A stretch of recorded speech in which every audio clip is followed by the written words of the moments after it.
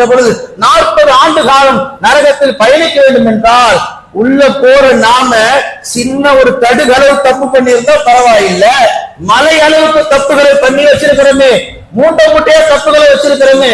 அல்லாஹ் ஒரு நாளுக்கு இத்தனை கணக்கு சொல்லுகிறான்னு சொன்னால் இத்தனை பாவ மூட்டைக்கு அல்லாஹ் எத்தனை நாட்கள் நம்ம இந்த நரகத்துல வைத்திருப்பான்.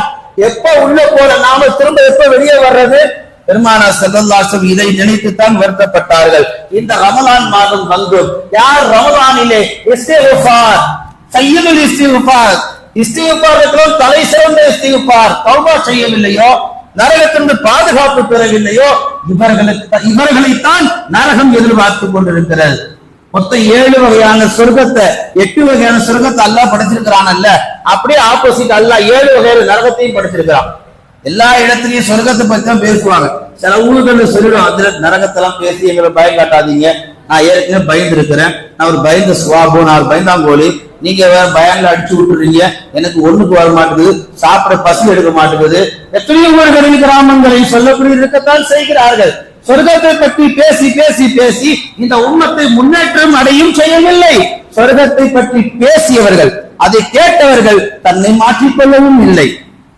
நரகத்தை பற்றி பேசாததின் காரணத்தினால்தான், நரகத்தை விளங்கிக் கொள்ளாத காரணத்தினால்தான், ஒரு எச்சரிக்கை நமக்கு இல்லாத காரணத்தினால்தான் நாம் எல்லா நிலைகளும் நல்லவர்களாக இருக்கிறோம், ஆனால் தீமையை தொடர்ந்து செய்து கொண்டிருக்கிறோம். நரகத்தில் 7 வகை. நாருன் லலாலா அல்லாஹ் படைத்த நரகம், நாருன் ஜஹீ அல்லாஹ் படைத்த நரகம், நாருன் உஸ்ரா அல்லாஹ் படைத்த நரகம், நாருன் ஹாவியா, நாருன் சகர், நாருன் சயீர், நாருன் ஜஹன்னம். இந்த 7 வகையான நரகத்தில் அல்லாஹ் ஒவ்வொரு நரகத்தில் 3 வகையான மனிதர்களை அல்லாஹ் எதிர்பார்க்கிறான். நாருன் லலாலா 3 வகையான மனிதர் இந்த நரகத்திற்கு சொந்தக்காரர்கள். முதல் மனிதர் வயதான தோற்றத்தில் விபச்சாரம் பண்ண ஒரு கிழட்டு பையன்.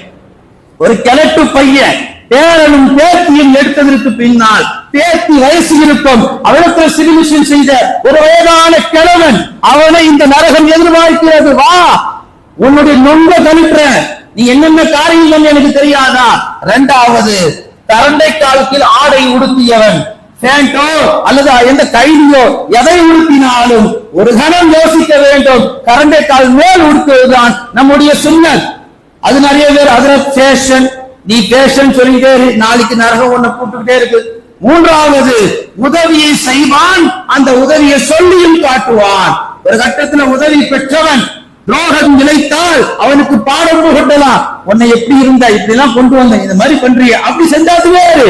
ஆனால் ஒருவன் நல்லவனாக உயர்ந்தவனாக வந்து விட்டான்,